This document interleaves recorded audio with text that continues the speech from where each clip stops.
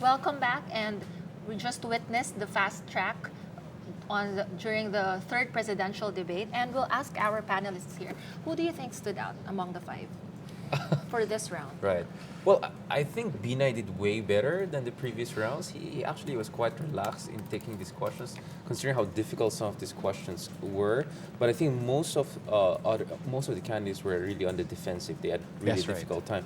I think Poe had a very difficult time on the citizenship issue. Yes. Her spouse citizenship issue. She was like kind of not That's sure right. whether the spouse gave up, the That's right. citizenship or not. I think she had a hard time on that, and she was very non-committal on Marcos, whether he should be buried or not, and non-committal also on Arroyo. Mar, I think he kind of ended up like the spokesperson of the Aquino administration. So he was at the receiving end of trying to clarify and defend the government on many difficult issues like Tanimbala, for instance. That's And right. he looked most agitated. I don't think he performed as well as the previous rounds. Miriam definitely had a very difficult time. That's right. I think the questions to her were the most difficult of all. I think Duterte did relatively better than the others. I think Duterte and B9 did better in this round. I think that's my first sense, yeah. Do you share the same view? To a certain extent, yeah. Throughout this debate, time has been of the essence, and I don't know if I'm really a fan of this particular format for this particular round. It's as if that complex questions could be answered by a simple yes or no, and they were asked tough questions. And to be fair to all these candidates, so in the end, they were all on the defensive. I don't think anyone had a chance to really explain his or her side credibly, whether it was about Arroyo, or it was about marijuana or illegal drugs, or even Ferdinand Marcos's body. I think ultimately, if there was any consolation, I suppose, to this particular round, it was to show how these candidates could stand pressure, and I felt that Poe was actually on the defensive, clearly on the defensive. In terms of what? Oh, in terms of, well, the question started out with the American citizenship of her husband, and this has been one of her, or perhaps her Achilles heel, to be honest, the citizenship issue. And for people who have a particular view of what patriotism is or nationalism is, that is a very big no-no.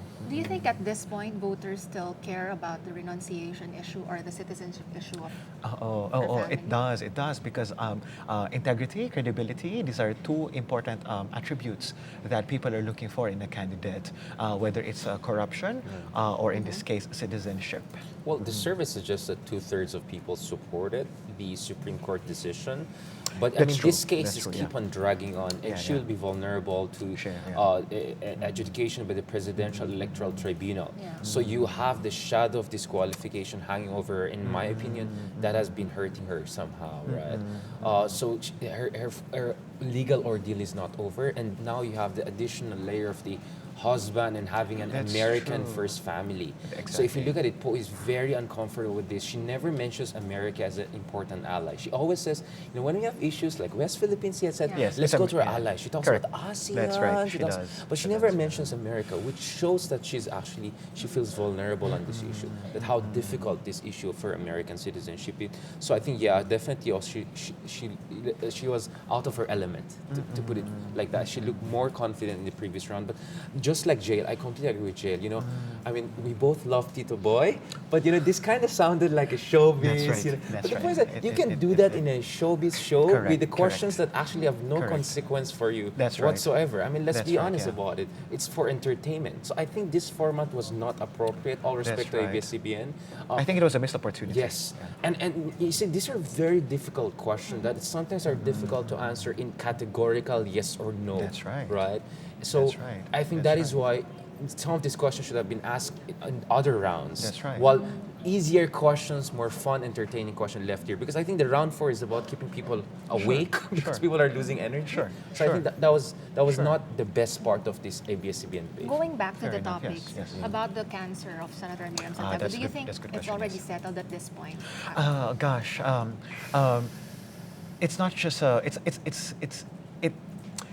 it has opened a can of worms, I suppose, right? Because if she is truly vulnerable to cancer and she always has to defend herself, that's again one of the issues that she has to defend herself on, then the next question is, can she withstand the pressures of the presidency? So for Miriam Santiago, it is her health. For Grace Poe, it is her American citizenship. For Mar Rojas, it is his Defending the status quo. oh, and Tacloban in Yeah, particular, Tacloban, right? yeah. His performance in Tacloban, and Binay, of course, is dynastic, and corruption in And particular. Duterte, the rape joke. And, Yeah, so they all have something to They defend have themselves skeleton in their against, right? closets. Yeah, Right, yeah, yeah, yeah. yeah. And so to go back to your question, I don't think it's a settled issue. I wish it were, because I think Miriam has many other things that she could really talk about, but clearly she has been vulnerable since the start of this debate. On the issue of the Marcoses, what is the implication of the answer of the 5 presidential bets? Because some, they are very categorical on their answer, while others are, very safe. Right. Revisionism is a very big problem or a very big concern for many of us, right? Those amongst us in the academe, for example, think that it is a dangerous game that Bongbong Marcos, for example, has been playing, right? And so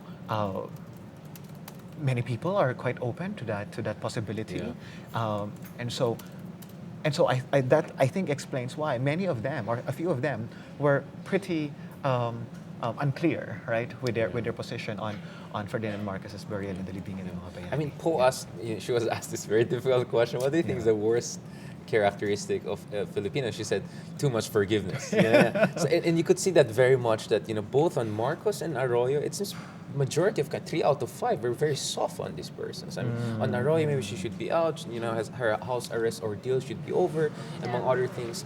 And also on Marcos, he should be buried as a national hero. Yeah. Okay, we'll go back now to the debate.